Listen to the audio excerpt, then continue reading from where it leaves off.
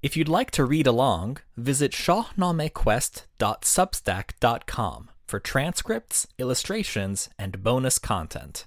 For over 1,000 years, the world has lived under the cruel tyranny of Zahhak the Serpent King. And now we've arrived at the pivotal moment when Fereydoun, embodying God's grace, has mobilized an army of the good, ignited by Kaveh the Blacksmith's rebellion for justice, to march on to topple and kill Zahhak. This episode will dive into that thrilling battle between good and evil. But first, it's important to recount some of the previous events because they come back later in this story.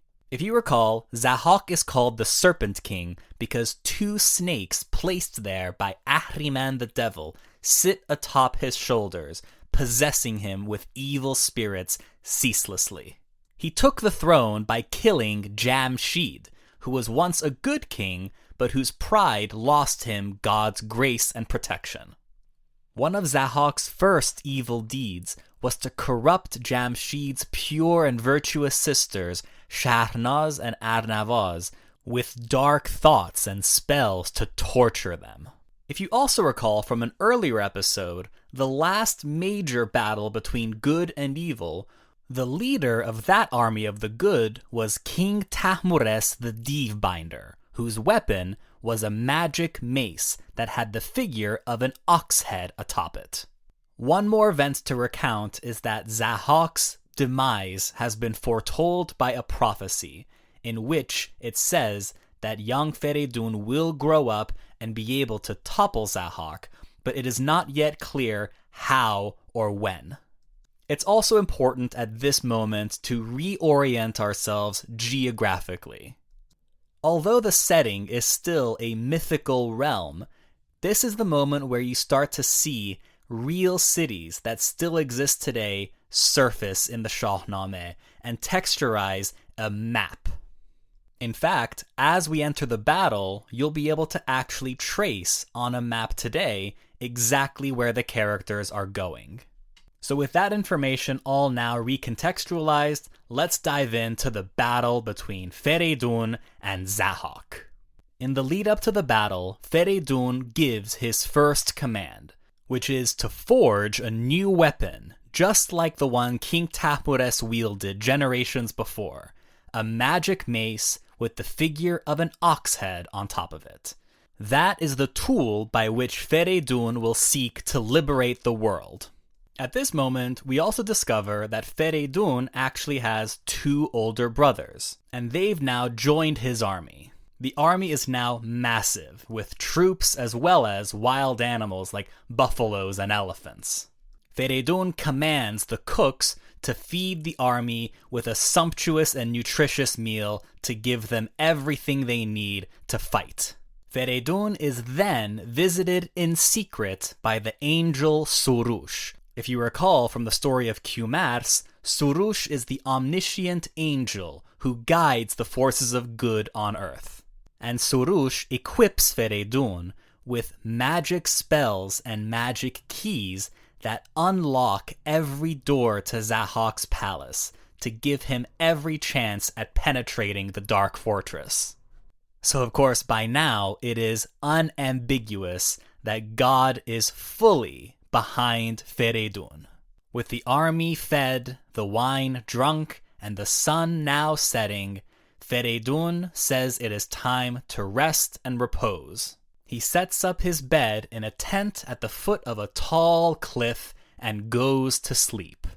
But unbeknownst to Fereydoun, his two older brothers have become jealous of God's protection of their younger brother, and they decide that they want to kill Fereydoun themselves.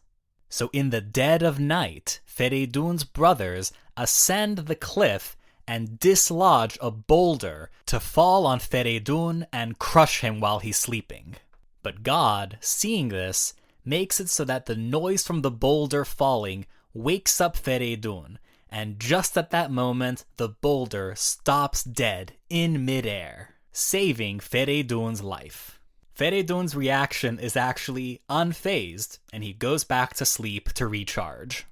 The next morning, Fereydoun rallies the army to march westward from Iran to the new location of where Zahhak has built his palace, the holy city of Jerusalem. The army hits its first obstacle upon arriving at the Arvand River, also known in Arabic as the Diyala River, at a point near the city of Baghdad. Upon reaching the river's edge, Fereydoun commands that the guard give his army all of the boats and vessels they have to cross the river, but the guard, of course, refuses. In response, Fereydoun, calmly yet forcefully, proceeds anyway. He rides his red horse named Golrang, which means rose-colored, through the river across to the other side, with his army marching through the water behind him. The guards try to pursue Fereydoun, but their horses cannot get across the river. And that's how Fereydoun's army reaches the other side to be able to continue their march to Zahhak's palace. This scene is illustrated beautifully in another folio from the Shahnameh of Shah Tahmasp named Fereydoun Crosses the River Diyala, which is owned by the Museum of Islamic Art in Doha. A short while later, Fereydoun's army arrives in Jerusalem and looks upon Zahhak's menacingly towering palace. But to Fereydoun's surprise, Zahhak isn't there. When the guards show up to confront Fereydoun, he summons his magic ox-headed mace and with relative ease casts fire out of it and scares the guards away. Upon entering the palace, Fereydoun comes across a mysterious object, presumably the source of Zahhak's magical powers, and he manages to destroy that as well, and in doing so, renders all of the dark sorcerer deeds that had been protecting Zahhak powerless. Fereydoun then moves forward into the throne room, where Zahhak is once again nowhere to be found. So, Fereydoun sits upon the empty throne, thereby taking control of the crown and the palace. Suspicious of Zahhak's absence, Fereydoun continues to search for him in every room of the palace, and in doing so, comes across the bedroom in which Jamshid's sisters, Shahnaz and Arnavaz, have been possessed and tortured. Horrified by the sight of their suffering, Fereydoun casts spells of good to undo the evil curses that Zahhak had possessed them with, and in doing so, repurifies Jamshid's sisters. Now freed from their nightmare, Jamshid's sisters sob with joy and gratitude for Fereydoun, their savior. After asking him everything they can about where he came from and how he got here, Fereydoun's story of avenging the death of his father and the sacred cow Bar Maye, these sisters realize that this must be the great Fereydoun that the prophecy foretold of. Falling into their loving embrace, Fereydoun asks of the sisters, "Where is Zahhak?" And they tell him everything they know. How ever since hearing of this prophecy, Zahhak has been all over the world, acquiring any power he can to stop his fate, traveling to India to train under the most powerful dark sorcerers there, and going to any corner of the world in relentless pursuit of Fereydoun. The sisters share with Fereydoun the vivid, gruesome details of what they've seen Zahhak do, the violence he's capable of, and the bloodbath he has wrought upon the land. But ultimately, the sisters can't help but smile, because they know that now that Fereydoun is here, try as Zahhak might to run from his fate, he can't hide from it. So how does Zahhak find out that Fereydoun has arrived? In his absence, Zahhak leaves all surveillance of the palace to his major domo, Kondro. And when Kondro arrives and sees Fereydoun sitting on the throne, flanked by Jamshid's sisters, he actually plays things very diplomatically. He actually flatters Fereydoun and acquiesces to his power. Fereydoun accepts and commands Kondro to prepare them a feast with wine and song, and Kondro does. When the festivities finally wind down and Fereydoun is full and tired from the wine, that's when Kondro sets off immediately at the break of dawn to go and fetch Zahhak. And Kondro briefs Zahhak on everything Fereydoun had been able to do, getting through the guards, breaking all of the spells and curses, and taking the throne itself. But Zahhak is surprisingly calm. He thinks, well, if they're all full and drunk now, this should be easy work. But then, what Kondro says next sends Zahhak into a jealous rage.